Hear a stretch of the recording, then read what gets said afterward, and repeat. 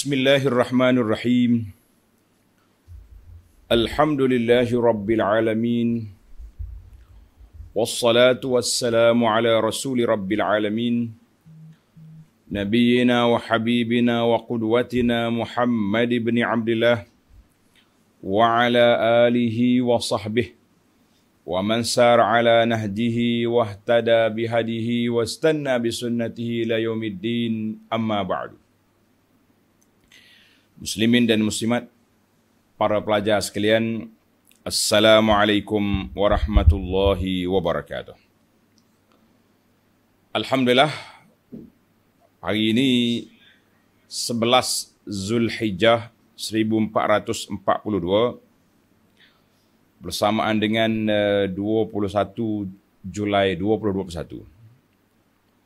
Untuk maklumat para pelajar, hari-hari haji bermula dari hari 8 nama dia hari Tarwiyah, 9 nama dia hari Arafah, hari wukuf, 10 hari bulan nama dia Yaumun Nahri, hari sembelih korban, ataupun bagi jemaah haji lebih dekat dengan nama Yaumul Hajjil Akbar, hari haji yang besar. Kerana terkumpul banyak amalan haji pada hari raya hari 10 Zulhijjah. Kemudian hari 11 Zulhijjah nama dia dua. Satu nama dia hari Tasyrik, yang pertama. Hari Tasyrik yang pertama. Tasyrik. Sebab apa nama hari Tasyrik? Sebab dua sebab lah. Dia kata sebab cerah udara, cerah cuaca, dan juga hari orang jemur daging. Kan semalam hari raya dia orang sembelih lembu, sembelih unta banyak. Jadi daging dia maka ada peti zaman tu. Maka dia buatlah jemur, tasyrik. Mana jemur daging. Satu lagi hari 11 dalam bahasa haji nama dia Yaumul Qar. Yaum al-Qar artinya jemaah haji bertenang di Mina. Hari raya dia orang datang dari Muzdalifah, Arafah, Muzdalifah, Mina, melontar, bercukur, bergunting, sembelih kurban, dan mereka berangkat ke Mekah untuk melakukan tawaf dan sa'i. Kemudian balik semula ke Mina, bermabit di Mina, bermalam di Mina pada malam 11. Dan hari yang ke-11 nama dia Yaumul Qar, maknanya hari orang bertenang di Mina, dia tak pergi mana-mana dah. Dia tak pergi mana-mana. Hari ni hari tenang, duduk di Mina. Kami waktu pergi haji pun, Yaumul Qar inilah hari kita buat aktiviti penerangan, majlis ta'aruf dan majlis motivasi, cerita-cerita ibrah pengajaran tentang pengorbanan di Mina. Alhamdulillah. Hari 12 nama dia hari Nafar awal, hari 13 nama dia hari Nafar Tsani. Tasyrik yang kedua, tasyrik yang ketiga. Baik para pelajar sekalian, itu sedikit pengenalan tentang hari yang kita ada sekarang. Hari yang kita duduk ni, itu nama dia. Alhamdulillah, syukur kita kepada Allah Azza wa Jalla. Kita pun tak nak ke mana, beraya dalam PKP, pergerakan sangat terhad. Baiklah kita beraya dengan memahami memahami isi kandungan Al-Quran, 2-3 ayat yang sempat kita ambil dalam siri ini. Kita kata Alhamdulillah. InsyaAllah perbincangan kita bermula ayat 7 Surah Al-Furqan. Surah Al-Furqan, surah yang ke-25, juzuk yang ke-18. Kita sambung perbincangan kita ayat 7, 8, 9 dan 10 insya-Allah. 4 ayat. Bagi jemaah yang ada pimpinan Ar-Rahman edisi Jawi, muka surat 757. 757. Dalam ayat ini Allah SWT cerita kepada kita kaum musyrikin bawa 5 sifat yang ada pada Nabi yang menjadikannya tidak layak untuk jadi Nabi. Macam kita juga lah penulis ni. Berapa dalil orang ni tak layak jadi ketua, jadi pemimpin contohnya. Jadi rupanya isu tak layak jadi pemimpin, jadi ketua ni telah dimainkan oleh cyber trooper Quraisy zaman dulu. Dia kata Muhammad ni, kita kata sallallahu alaihi wasallam, dia tak kata dah. Muhammad ni dia tidak layak jadi nabi dengan 5 sifat yang ada pada dia. Masya Allah. Sifat keduniaan ya. Masalah dia, mereka tu fikir dengan dunia. Dan satu lagi sifat tentang akal dia tidak sempurna. Punyalah dia punya berani buat tuduhan karut kepada Nabi sallallahu alaihi wasallam. Kemudian Allah Subhanahu wa taala ajar kepada kita jawapan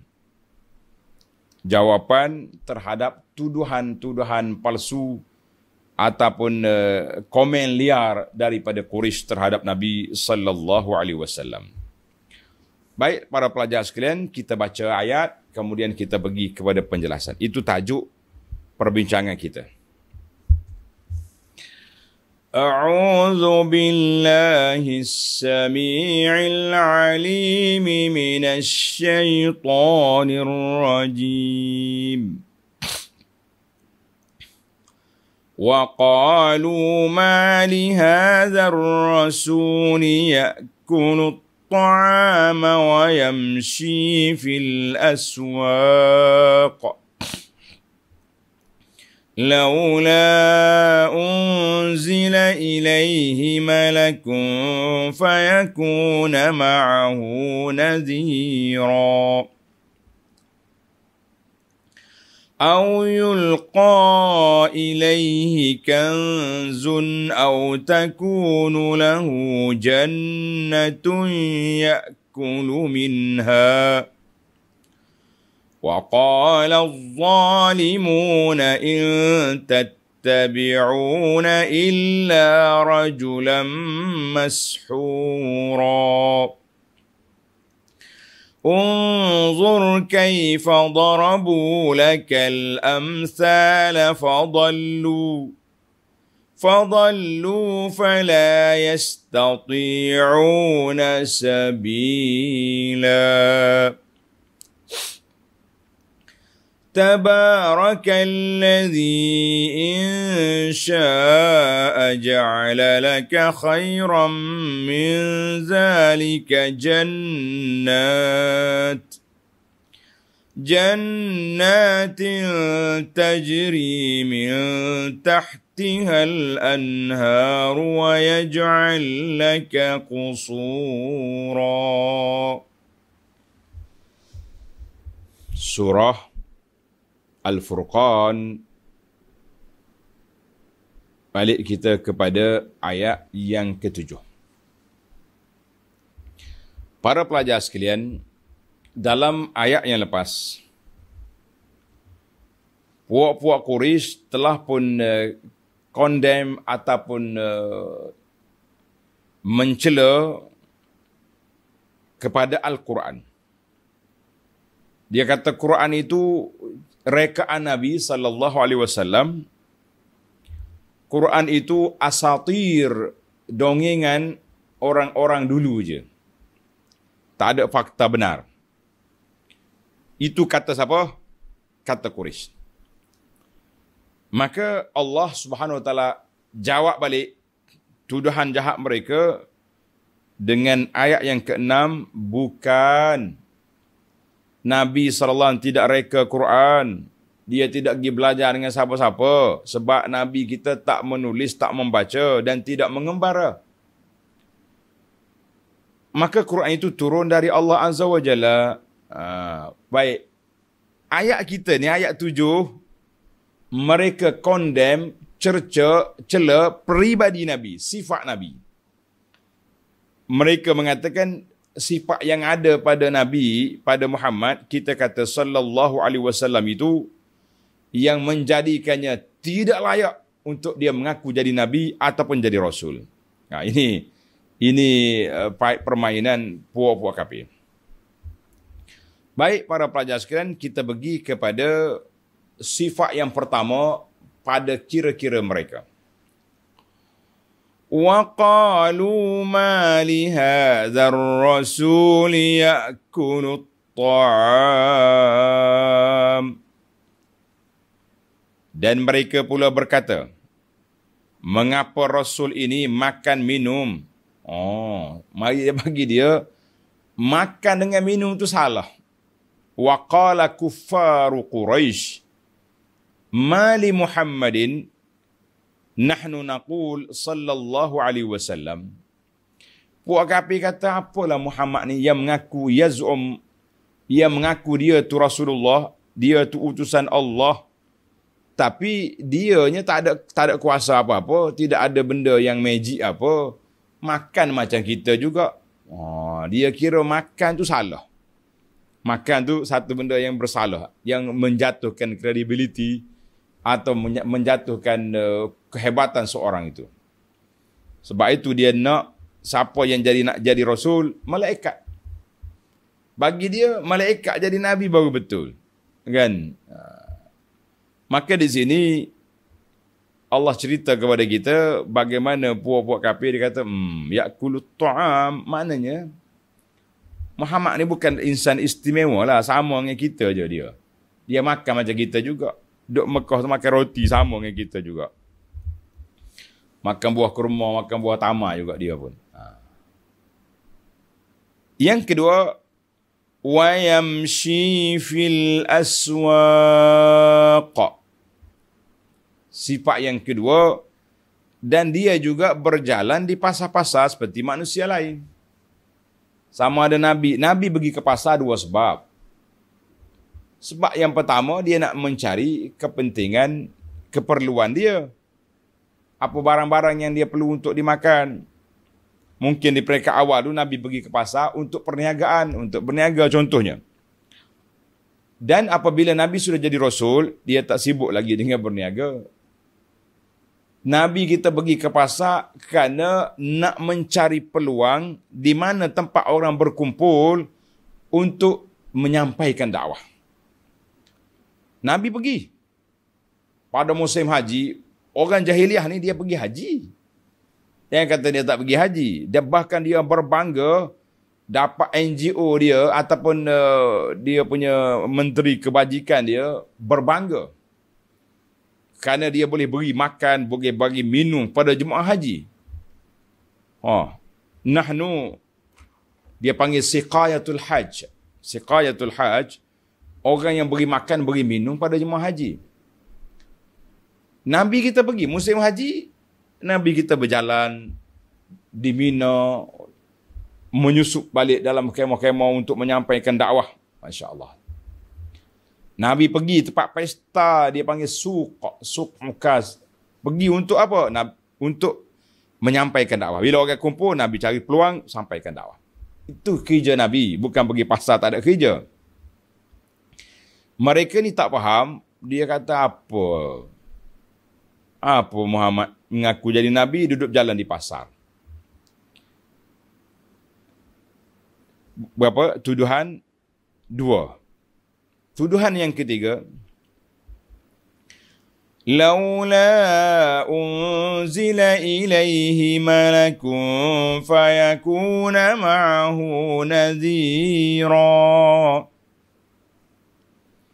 Sepatutnya, laula bermakna halla, anzalallahu ila Muhammadin sallallahu alaihi wasallam malakan minal malaikati. Sepatutnya Allah turunkan malaikat kepadanya. Untuk apa malaikat ni? Mari, supaya malaikat itu turut memberi peringatan dan amaran bersama dengannya sebagai saksi yang membenarkannya. Mana Nabi duduk ceramah, malaikat sebelah. Betul. Nak malaikat pula dah. Kan? Jadi Nabi kita SAW, kalau malaikat datang, dia akan berupa dengan manusia. Mereka tak percaya juga.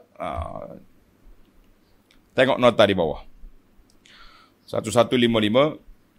Kaum kafir musyrik itu bukan sahaja tidak mahu beriman kepada Rasulullah sallallahu alaihi wasallam, bahkan mereka mengemukakan alasan-alasan yang hanya menunjukkan kebodohan mereka.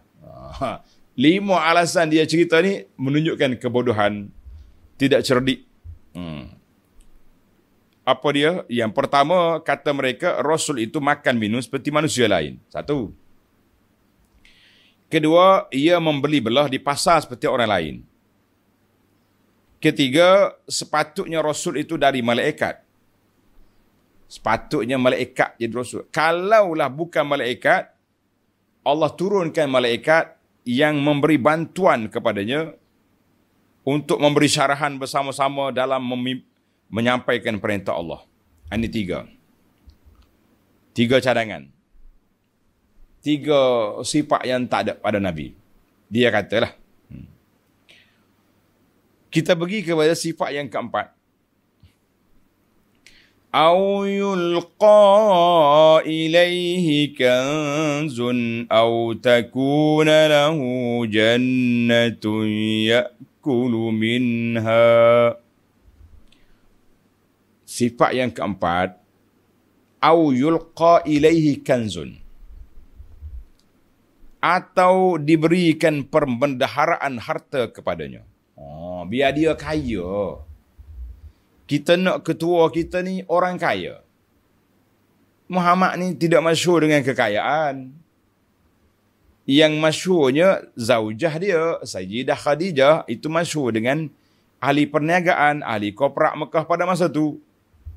Kan? Dia kata ahli koprak Mekah masa tu, Khadijah. Muhammad tak ada apa. Sebab itu kadang-kadang kita tengok, sekarang ni pun yang ditularkan perempuan, dia ni kaya, toke, ahli perniagaan besar. Suami dia tersembunyi di sebalik nama dia. Tak tahu siapa nama suami pun. Sekali-sekala muncul. Itu pun anak dia post dalam Facebook. Kan? Ini suami dia. Senetuk lelaki dia ni. Maka Nabi SAW tidak terkenal dengan seorang ahli koprak. Tak kenal. Yang terkenal di Mekah, siapa dia? Al-Amin, seorang yang mempunyai amanah, orang yang mempunyai integriti, mempunyai akhlak yang tinggi, itu terkenal. Jadi dia komplain, dia kata yulqa ilaihi kanzun, sepatutnya diberi pada Muhammad itu harta. Bagi kanzun ni kalau kita gak macam harta karun tu. Dia punya kaya. Buat kabin dia kaya ya. Kalau kaya baru jadi. Sebab tu kadang-kadang ustaz-ustaz ni, dengan dia jual barang-barang produk dia sambil-sambil kuliah tu, dia mari ceramah tu, kereta dia besar. Macam kereta menteri. Selevel dia. Dia hebat ustaz ni. Mengajar boleh sekejap, keluar dia punya produk. Dia sudah dijampi oleh pelajar-pelajar saya. Naik taraf selalu. Kan? Jadi dia naknya, Puak Kapin nak ni, Allah pilih Nabi di Mekah ni, toke, orang kaya. Dia kaya dia. Dia tak perlu kepada kerja-kerja buat, tak perlu. Berapa dah kita? Hujah ni sama juga.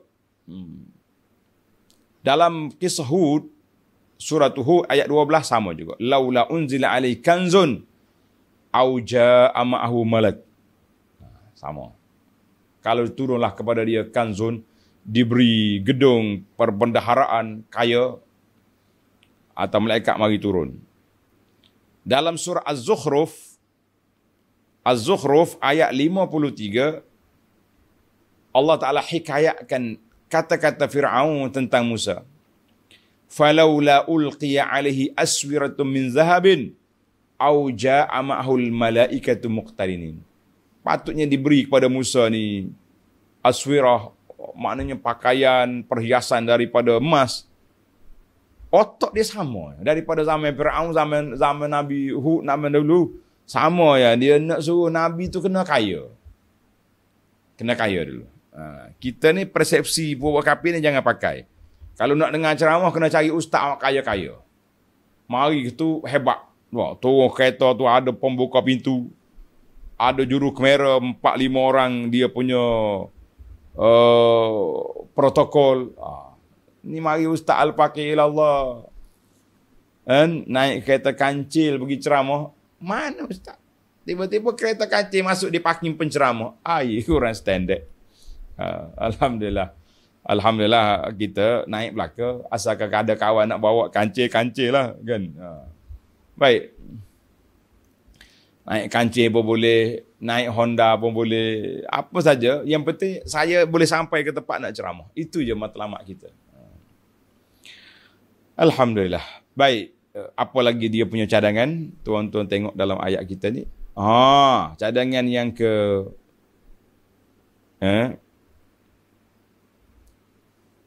yang kelima.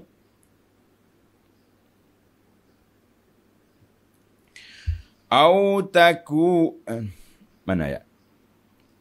Au takunu lahu jannatun ya'kulu minha. Ini tanda nombor 5 ni tuan-tuan. Atau kalau tak ada harta banyak pun, bolehlah kita terima lagi. Ia mempunyai sebuah kebun untuk makan hasil-hasilnya. Ini taraf yang pertama tadi, nak jutawan jadi Nabi. Kalau tak ada jutawan, turunlah biar ada kebun dia. Maknanya hari-hari dia tu relax dalam kebun dia. Dia makan tak payah pergi pasar lah. Makan apa yang ada dalam kebunnya. Masya Allah. Dia punya cadangan. Tengok nota di 1156. Mereka berkata lagi, sepatutnya ia mendapat harta kekayaan supaya ia menjadi seorang hartawan. Atau sepatutnya ia ada kebun yang luas supaya ia dapat makan hasilnya dan hidup mewah. Jadi oleh kerana Muhammad, kita kata sallallahu alaihi wasallam ini tidak cukup 5 spek, 5 ciri tersebut, maka secara automatiknya dia tidak layak mengaku jadi rasul. Menarik juga buat kafir ni, dia punya cadangan tak? Kita mikir pun rasa, mana sabar. Nak jadi ketua tapi dia panggil miskin sangat, sukar juga. Tamaklah 5 sifat dari sudut keduniaannya. Tidak layak. Tidak layak Muhammad ni. Nak suruh ada buah. Jadi kata ulama tafsir, dia kata apa? Ya'nuna, maksud puak kafirnya, kana yajibu an yakuna malakan. Sepatutnya yang jadi rasul ni malaikat. Sepatutnya. Kalau malaikat turun, kita tak bincang lagi yang kedua tadi. Ada kebun, tak ada kebun. Sebab malaikat ni dia tak makan. Dia tak makan, dia tak minum.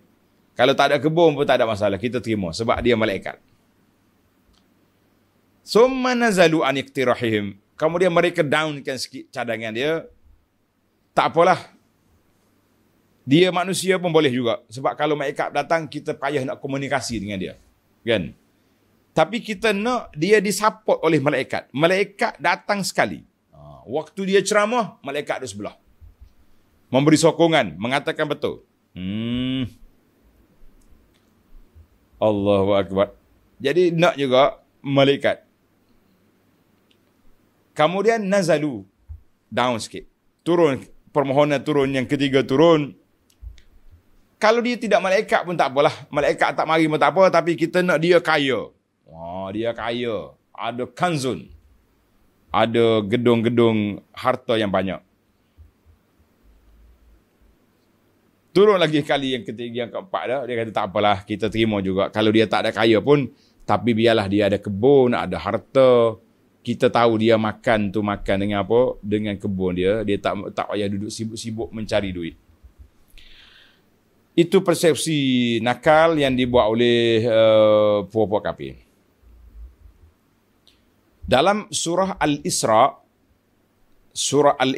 ayat 90-91, Allah gambarkan permohonan mereka. Dia kata apa? Wa qalu lan nu'mina laka hatta tafjura lana minal ardi yanbu'a. Mereka kata, lan nu'mina lak, kami tak beriman dengan awak. Sehingga kamu jadikan bumi Mekah yang kering kontan ni, yang keluar air. Nak projek pula. Dia ada juga orang masa tu. Dia nak ikut kita dengan sebab projek. Bukan dengan sebab keyakinan. Keimanan tak ada. Au takuna laka jannatum min nakhilin wa 'inab. Ataupun kamu ada kebun daripada angka tamar, kurma dan anggur, fatufajjiral anhar khilalaha tafjira. Di celah-celah pokok ni air mengalir. Oi, masya-Allah. Baik, habis. Kemudian kita ambil lagi satu lagi sifat yang Muhammad ni tidak layak jadi nabi. Sifat yang keenam dia panggil sifatul aqli. IQ dia tak stabil. Itu tuduhan jahat dia. IQ dia tidak stabil. Dia kata apa? Tengok ayat. Wa qala adh-dhalimuna in tattabi'una illa rajulan mashura. Dan orang-orang yang zalim. Orang zalim itu apa? Musyrikun. Puak-puak kafir itu dia panggil orang zalim. Allah Ta'ala panggil orang zalim. Puak-puak kafir. Dia kata apa? Berkata pula kepada orang yang beriman, sebenarnya kamu hanyalah menurut seorang yang tidak siuman. La haula wa la quwwata illa billah. Jadi puak kafir ni pergi bercakap dengan orang mukmin. Mu ikut dia. Dia tu rajulan mashur. Otak dia tak betul dah. Dia kena sihir tu. Dia bukan mari daripada Allah. Fahuwa rajulun makhdu'un maghlubun ala amrihi. Dia ni nak jaga diri tak pandai dah. Tak boleh nak urus diri dia. Wa mukhtallul aqli bis sihri. Otak dia tak betul sebab dia kena sihir. Masya Allah, mudah dia. Dia itulah tuduhan-tuduhan jahat puak dia ni. Apa dia tuduhan jahat dia? Sihir, gila, syair. Dia kata dia ni penyair ni. Ataupun ahli sihir. Ataupun gila. Itu je tuduhan-tuduhan yang dibuat kepada Nabi SAW. Allahu Akbar. Baik. Setelah Allah cerita perangai buruk mereka, maka diberi jawapan. Allah jawab, tengok ayat yang ke-9. Unzur kaifa darabu lakal amsala fadallu fala yastati'una sabila. Unzur ya Muhammad sallallahu alaihi wasallam. Lihatlah wahai Muhammad bagaimana mereka membuat untukmu berbagai misal perbandingan yang bukan-bukan. Macam-macam dia kata kamu. Allahu Akbar. Dengan sebab itu sesatlah mereka. Sebab dia duk kata macam-macam ke Nabi bi al-aqwal al-batila mutanaqidah. Maka dia tak akan jumpa jalan yang benar. Sebab apa tak jumpa jalan yang benar? Sebab mereka memang lari channel. Dia tak nak buka minda dia untuk menerima kebenaran. Allahu Akbar. Sehingga mereka tidak mendapat jalan petunjuk. Tak jumpa jalan dah lah dia. Tengok nota di bawah. Yakni, lihatlah bagaimana bodohnya. Ni bahasa ahli panel penterjemah ni. Saya baca je. Lihatlah bagaimana bodohnya dan dustanya mereka melemparkan berbagai-bagai tuduhan yang tidak berasas terhadapmu. Maka dengan itu tenggelamlah mereka dalam kesesatan sehingga mereka tidak dapat melihat jalan yang benar. Orang kalau duk tuduh orang, dia tak akan jumpa jalan benar.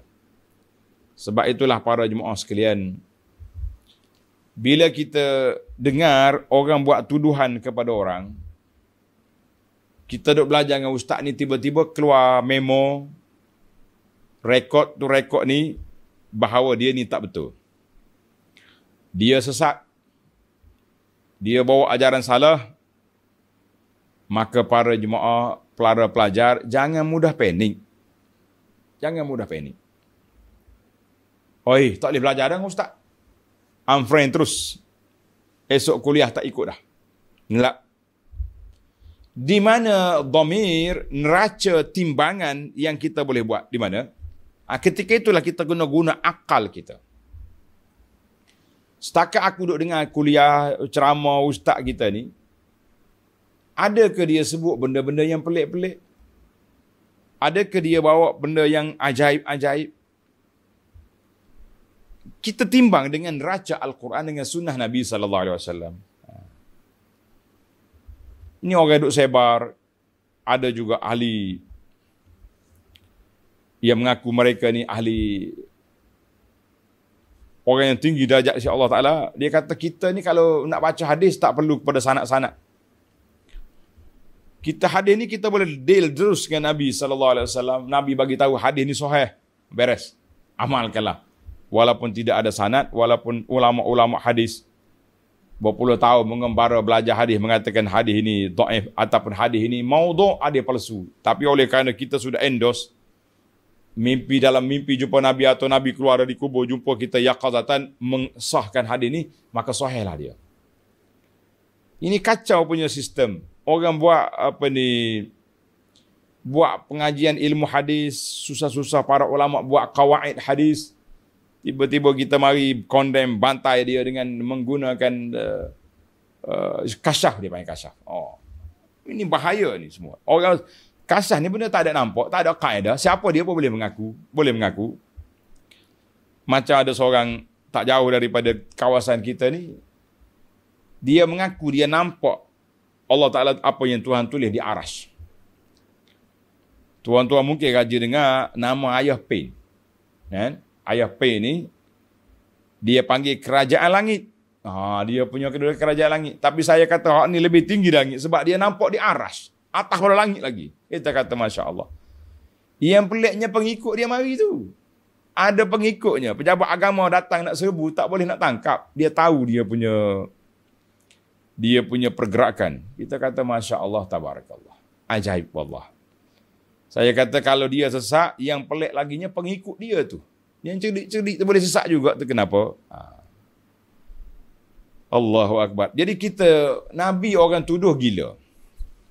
Rajulan mashura, dia ni tak betul berjalan. Otak dia sengit sebab kena sihir. Kan? Contohnya, orang yang datang ke haji, datang ke Mekah, mencari siapa Muhammad sallallahu alaihi wasallam. Ini siapa? Mana Muhammad? Ada yang sembunyi-sembunyi pergi jumpa. Akhir kali mereka mendapat petunjuk, dapat kebenaran. Sama lah kita, kalau kita dengar benda yang dituduh-tuduh, kita tengok isi kandungan tu, ada Quran, ada hadis, kita timbang dengan dia. Barulah kita nampak betul ni tidak ni. Hak pelik-peliknya ni, hak ngajar ajaran pelik batiniah ni. Yang jadi pengajar tu pula pelik, kita tengok pakaian dia, rambut dia pun pelik. Percaya juga. Dia dua benda orang ni. Hak pelik, percaya. Ataupun dia percaya dengan serban ustaz dia tu, percaya juga. Tak kira lah apa yang ada pun. Kan? Baiklah para jemaah sekalian. Maka Allah SWT sebut kepada kita di sini, apabila mereka telah mengambil lorong yang tak betul, maka natijah dianya tak betul. Jadi apa? Mereka tak akan jumpa jalan kebenaran. Tak jumpa jalan al-haq yang benar, tidak jumpa. Allahu Akbar. Baik. Kita masuk kepada ayat terakhir perbincangan kita ni. Tabarakalladzi ja'al. Tabarakalladzi in syaa'a ja'ala laka khairan min dhalik. خيرا من ذلك جنات تجري من تحتها الأنهار. Maha berkat Tuhan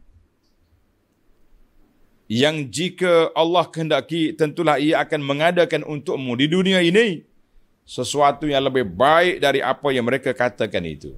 Kalau setakat nak mata air, nak tali air, nak kebun, Allah Ta'ala boleh bagi semua tu. Kecil je. Dinisbah kepada kuasa Allah Ta'ala. Boleh je nak bagi. Dia minta 1 kebun, aku nak bagi 5 kebun pun boleh. Maknanya Allah jawab balik kepada cadangan buat kafir tadi. Tuhan kata boleh ya. Mu nak 1 sungai, aku bagi 5 sungai pun boleh. Tajri min tahtil anhar, kan, mengalir di bawahnya sungai-sungai. Wa yaj'al laka qusura, dan di bawahnya serta mengadakan untukmu istana-istana yang tersergam indah. Boleh je. Kan, kalau kita nak, kita bagi istana yang tersergam indah, yang comel-comel. Setakat nak, orang panggil cadangan-cadangan yang kecil belaka tu. Cadangan yang tak relevan mana lah, tak hebat mana. Tengok nota di bawah, 1158. Yakni Allah SWT sentiasa melimpah-limpah nikmatnya. Jika ia kehendaki, tentulah ia akan memberikan kepadamu kesenangan dan kemewahan dalam dunia ini, lebih dari apa yang mereka katakan itu. Boleh ya, Allah Ta'ala nak bagi berapa kali gandaan lagi pun boleh. Tetapi Allah tidak menghendaki yang demikian, kerana Allah hendak memberikan kepadamu kesenangan dan kemewahan yang kekal pada hari akhirat esok. Kalau ambil atas dunia ni pun habis juga. Tuan-tuan dan puan-puan, kita dengan dunia ni salah satu daripada 2. Tanda. Kita dengan dunia, 1 dari 2. Sama ada kita meninggalkan dunia atau dunia tinggal kita. Kita nak mana? Nak hak mana ke tak nak hak mana? 2 tu je option, pilihan yang ada. Apa maksud kita meninggalkan dunia? Kita sudah mati. Inna lillahi wa inna ilaihi raji'un. Orang panggil dia sudah meninggal dunia. Pak cik ni sudah meninggal dunia. Apa nak meninggal dunia? Dia sudah tak ada atas dunia ni, dia sudah masuk ke alam barzakh. Yang kedua, dunia tinggalkan kita. Rasa dia kaya dulu ni. Betul. Habis kenapa dia miskin sekarang? Sebab dia terlalu tamak, percaya kepada scammer. Ramai dah orang yang kena tipu ni. Simple je dia punya. Ni ada seorang makcik ni, orang mari jumpa dia, dia kata, makcik, kita nak bagi tanah makcik. Tanah di mana? Di kampung. Puak-puak scammer penipu ni, dia tahu makcik ni duduk kampung mana, dia tag mari. Habis, dialah nak bagi tanah tu kena proses dulu. Proses gerannya, proses ni. Berapa nak? Mula-mula ni 3,000 lah dulu. Untuk buka file. Makcik tak ada duit. Tak ada duit tak apalah. Nampak gelang besar tu, rantai besar kat tengkok tu, bagi waktu. Tak apa dulu. Tanda jadi. Bagi selalu. Bila habis 10,000 kena tipu, mari jumpa ustaz menangis. Saya kena tipu dah. Kata mana ada orang duk bagi tanah di tempat. Kena pergi pejabat tanah. Jumpa ADO dulu. Masya Allah, tabarakallah. Maknanya dunia tinggal kita. Harta sudah hilang. Masuk scan cepat kaya, kena tipu. Scammer telefon, berapa ratus-ratus ribu. Seorang pakcik ni harta dia simpan daripada muda lagi. Untuk bekalan pencen, habis masuk. 100,000, 200,000 kena belaka. Dia kata apa? Jadi kita dengan dunia ni salah satu. Allah kata, kalau aku bagi atas dunia ni pun boleh. Tapi setakat mana kamu nak? Berapa lama nak? Mati juga. Baiklah ambil yang akhirat. Baiklah kamu ambil yang akhirat. Yang betul-betul kekal abadi. Allah kata apa? Insya ja'alaka khairan min zalika jannatin tajri min tahtil anharu wa yaj'alaka qusura. Boleh. Jadi ambil hak akhirat lah. Yang dunia ni orang panggil kecil, simple, akhirnya hilang juga. Baiklah para jemaah sekalian, saya nak ambil 4 ayat je dalam siri ini. Kemudian kita pergi kepada al-fawaid, beberapa faedah perbincangan al-fawaid al-ilmiyah wal lataif. Faedah-faedah ilmiah daripada ayat yang kita belajar ini, di antaranya ayat wayamshi fil aswaq. Yamshi fil aswaq ayat 7. Nabi berjalan di pasar-pasar. Kata di ulama tafsir, ayat ini menunjukkan ibahah. Harus bagi Nabi pergi ke pasar. Demikian juga dukhul al-aswaq lil ulama wa ahli din was salah. Orang yang baik-baik, tuan-tuan guru, para alim ulama, ahli-ahli ibadat, tidak salah kita pergi ke pasar untuk membeli. Beli keperluan. Kalau kita juga tak ada duit, kita boleh berniaga di pasar, tidak salah. Allahu Akbar. Satu cerita lama ni elok kita cerita baliklah kepada anak-anak cucu-cucu. Cerita ini dicerita oleh Allahyarham bapa saya, Tuan Guru Haji Abdul Rahman bin Sulaiman rahimahullahu ta'ala. Dia kata waktu dia belajar di Mekah dulu, bapa Isa, orang panggil bapa Isa ni, Syekh ni, ayah kepada Syekh Muhammad Yasin Al-Fadani. Muhammad Yasin bin Isa Al-Fadani kan.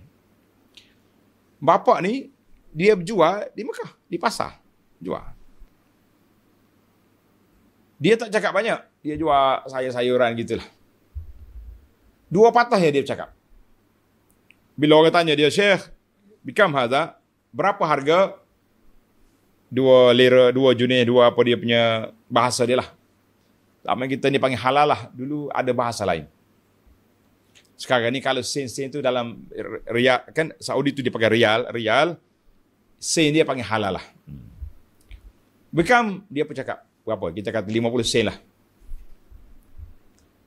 Kurang? Tak ada. Orang itu minta nak kurang? Tidak. Lah. Habis dia tak cakap lah. Dia sambung balik zikir dia. Subhanallah, subhanallah. Dia cakap. Ada orang soleh pergi berniaga dengan sebab apa? Dengan sebab keperluan dia. Dia tak mau minta-minta. Dia nak dengan kasbul yad. Maknanya tuan guru, tuan syekh, tidak menjadi kesalahan kita pergi ke pasar untuk membeli ataupun untuk menjual. Yang salahnya tuan guru, tuan syekh pergi duduk berbuah-buah di kaki lima di pasar, itu salah. Jatuh muruah, dia panggil marwah, salah. Ustaz, tuan guru, kain serba atas kepala, redak atas bau, sengih, duduk tengok orang jual ubat. Masya Allah, tak ada kerjanya. Beli balik lah tengok orang jual ubat buat apa. Kalau nak beli ubat tak salah, tapi duk tengok orang jual ubat tu, duk pagi sampai tengah hari orang jual, duk ulah orang tu. Allahul Musta'an, kita kata Allah Ta'ala lah kita minta pertolongan. Masya Allah, tabarakallah. Hari ni pula ramai ustaz-ustaz berniaga. Tak salah.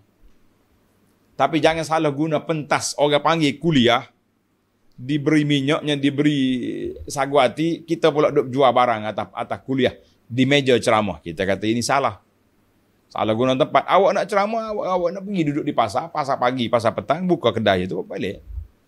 Di masjid ni suqul akhirah, bukan tempat mari duk jual beli sini. Baik. Itu yang pertama. Yang pertama, ayat ini menunjukkan ibahah harus kita pergi ke pasar. Tapi jaga muruah. Jaga maruah. Ni hari pagi, petang, siang, malam, duduk di kedai kopi ya ustaz ni.